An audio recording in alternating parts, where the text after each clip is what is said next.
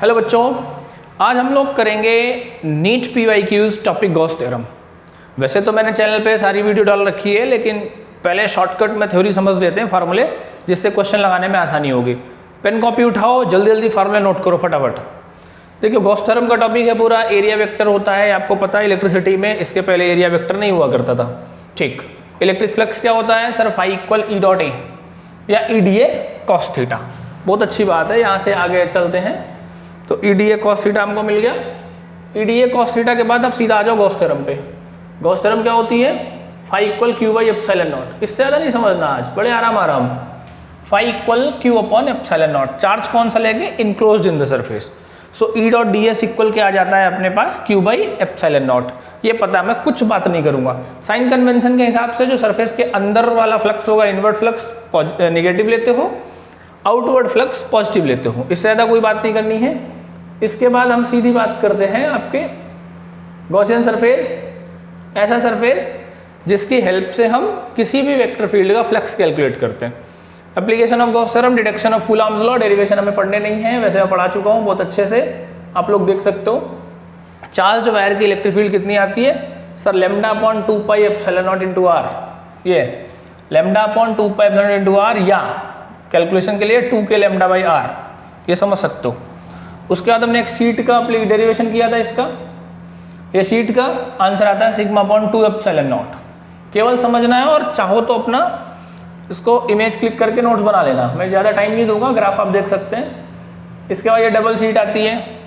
Like charges हैं तो बाहर सिग्मा अपॉन एप्सिलॉन नॉट हो जाएगा, अंदर 0 हो जाएगा। अनलाइक होता तो उल्टा हो जाता। अनलाइक कंडीशन ये बन गई अपनी। ये देखो, बाहर 0 हो जाएगी, अंदर सिग्मा अपॉन एप्सिलॉन नॉट आ जाएगा।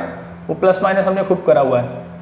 यूनिफॉर्मली चार्ज स्फेरिकल सेल, अंदर 0 है, सरफेस पे KQ बाई आर स्क्वायर, बाहर KQ बाई आर स्क्वायर, वो R जो भी होगा लेते रहोगे। सरफेस के अंदर पूरी इलेक्ट्रिक फील्ड 0 होती है। ये है ग्राफिकल रिप्रेजेंटेशन। यहाँ से लेके यहाँ तक 0, इसके बाद ये इनवर्सली प्रोपोर्शनल बन जाती है। नॉन कंडक्टिंग सेल का CBSE बोर्ड में नहीं था, लेकिन आपको पढ़ाया गया था। आउटसाइड सरफेस पे, इनसाइड सेंटर पे 0 है, फिर धीरे धीरे धीरे बढ़ रही है सरफेस पे मैक्सिमम, उसके बाद इनवर्सली प्रोपोर्शनल हो जाती है। रामबाण इलाज ये है, इसे रटो। यहां से इस टॉपिक से PYQ आता ही आता है। आपने देखा होगा हर साल क्वेश्चन आपको दिखेगा, कोई भी टॉपिक ले लोगे। Charge is situated at the centre of the cube, पढ़ाव अच्छे से रखा है। अगर आपको पूछे through each surface of the cube, मतलब each face, Q by epsilon naught तो फ्लक्स होता है, कितनी फेस होती है? 6, Q by 6 epsilon naught. If charge is situated at any one corner of the cube, flux Q by 8 epsilon naught, कितने कोने? 8, Q by 8 epsilon naught. If charge is situated at any one corner of the cube, the electric flux through each face, Q by 24 epsilon not. आया कहां से? देसी भाषा रटवाता हूं। कितने कोने? 8। एक कोना क्यूब की कितनी फेस को मिला के बनता है? गिन के देखो मेरे यहाँ, 1 2 3, तो Q by 8 epsilon naught into 1/3 कितना हो गया? Q by 24 epsilon naught. If charge is situated at the centre of the face of the cube, face के सेंटर पे रखा है, क्यू बाई 2 एप्सिलॉन नॉट। वो तो ज्योमेट्रिकली देखा जाए तो 2 क्यूब बन सकते हैं। If charge is situated at the centre of the edge of the cube, flux Q by 4 epsilon naught. फटाफट समझ लो, ये कॉन्सेप्ट बड़ा सही है। इतनी थ्योरी हो गई, जल्दी से क्वेश्चन पे आ जाते हैं। थ्योरी अपना रिवीजन करते रहना। ये PYQ है। क्वेश्चन नंबर 28 से स्टार्ट करेंगे। क्वेश्चन नंबर 28 से हमें स्टार्ट करना है। हाँ भैया, ब्लैक मार्क हाँ उठा ले। According to Gauss law electrostatic, थोड़ा और डार्क कर लें, आजा भाई।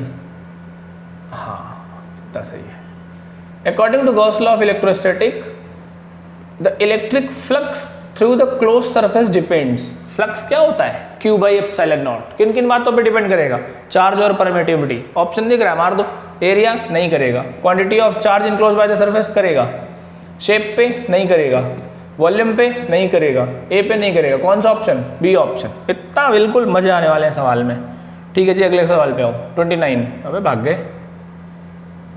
29, अ चार्ज क्यू माइक्रोकूलम, ये ज्यादा मोटा है। A charge q microcoulomb is placed at the center of the cube. The flux coming out from any one of its face, one face q by 6 epsilon naught. तो है कोई भी bye 6 epsilon naught, ये भी है sir, ये भी है। चार्ज कौन सा है, माइक्रो है, माइक्रो है तो 10⁻⁻6 होगी। D option is the right answer. ठीक है भाई, मजे आ गए, डी ऑप्शन बनना चाहिए। अरे यार क्या हो रहा है, ये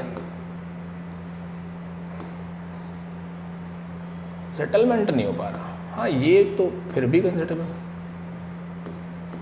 हाँ लैपटॉप से करना पड़ेगा।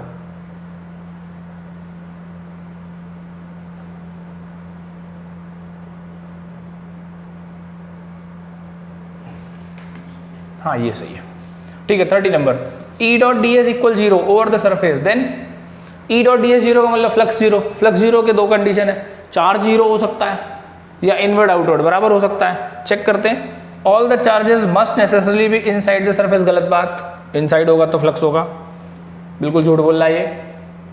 The electric field inside the surface is necessarily uniform, गलत बात, E होगा फ्लक्स होगा। Number of flux lines entering the surface must be equal to number of flux line leaving the surface, ये हो सकता है। इनवर्ट फ्लक्स नेगेटिव लेते हो, आउटवर्ड फ्लक्स पॉजिटिव लेते हो, नेट फाई 0 बना सकते हो।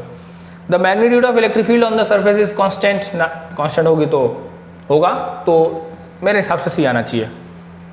ठीक है 31 पे आओ। What is the flux through the cube of side A if a point charge is at one of its corner? कोने पे कितने कोने, 8। Answer, a charge cube is enclosed by a Gaussian surface of radius r. If the radius is doubled, then the electric flux will. Radius double होने पे electric flux पे क्या फर्क पड़ेगा सर? कुछ फर्क नहीं पड़ेगा, क्योंकि फ्लक्स चार्ज और परमिटिविटी पे डिपेंड करता है, रेडियस पे डिपेंड नहीं करता है। कोई इंक्रीज नहीं करेगा, रिड्यूस नहीं करेगा, डबल नहीं करेगा, सेम होगा। Question number 33, hollow cylinder has a charge q coulomb within it. If phi is the electric flux in unit of voltmeter associated with the curved surface B, the flux linked with the plane surface A in units of voltmeter will be. ये सवाल करने लायक करके देखते हैं। B पे कितना दे रखा है सर फाई, A और C पे पूछा है, मान लो इनका फाई 1 है, क्योंकि दोनों पे बराबर होगा, Q बराबर होगा सर, क्रॉस सेक्शन एरिया बराबर है। आसान है सवाल वैसे, तीनों को ऐड करके phi 1 plus phi equal Q by epsilon naught, हमने वैल्यू पुट कर दी। तो यार ये ब्लैक ब्लैक है, दोनों कलर बदलो। तो 2 फाई 1 प्लस फाई इक्वल कितना आ गया, Q बाई एप्सिलॉन नॉट। तो फाई 1 कितना आ गया, Q by epsilon naught minus phi upon 2 है कहीं सर? ये डी ऑप्शन बिल्कुल सही बात। अगले पे आओ। Charge cube is located at the center of the cube. Then electric flux through any phase Q by 6 epsilon naught कहाँ है? 2 pi Q by 6, 4 pi नहीं होगा, 4 pi Q, 4 pi से 4 pi कट गया, तो Q by 6 यही आ गया, यही आंसर बनेगा। B part is the right answer. और भी है, कौन से नंबर पे आ गए? अरे यार आज तो लैपटॉप से करनी पड़ेंगी चीज़ें। ठीक है अगले पे आओ। हाँ जी, कहाँ तक हो गए थे सवाल? 34 तक हो गए थे, 35 पे आओ। A charge q microcoulomb is placed at the center of the cube. The flux coming from each phase q by 6 epsilon naught, micro है 10⁻⁻6। Charge cube is situated at the corner of the cube. The electric flux passing all the 6 phases will be q by 8 epsilon naught, क्योंकि net flux है, q by 8 epsilon naught बनना चाहिए। कोने पे रखा है, कोने पे 3 का 0 हो जाएगा। A point charge plus q is placed at the center of the cube. The electric flux emerging from the cube is, centre पे रखा है, क्यूब से इलेक्ट्रिक फ्लक्स कितना निकल के जाएगा, q बाई एप्सिलॉन नॉट। ठीक है अगले पे आओ। एप्लीकेशंस पे देखो 38 नंबर क्वेश्चन, आंसर की नहीं दिखाऊंगा, मुझे भी नहीं देखनी। A hollow metal sphere of radius r is uniformly charged. The electric field due to sphere at distance r from the center. अभी बात करी थी, क्या थी सर? हमने ग्राफ बनाया था ऐसा, यहाँ तक 0 थी, इसके बाद ये ऐसे आई, इसका मतलब सेंटर पे 0, फिर धीरे धीरे बाहर डिक्रीज होगी। है कोई? Decreases as R, increases R for this, नहीं इंक्रीज तो नहीं होती है। Increases R, increases for R less than R and R greater than R. C क्या कह रहा है? 0 as R increases for R less than R, decreases R increases, ये होनी चाहिए। सेंटर पे 0 है, उसके बाद आर जब तक छोटा है धीरे धीरे बढ़ेगी, फिर जब आर बढ़ जाएगा तो डिक्रीज हो जाएगी।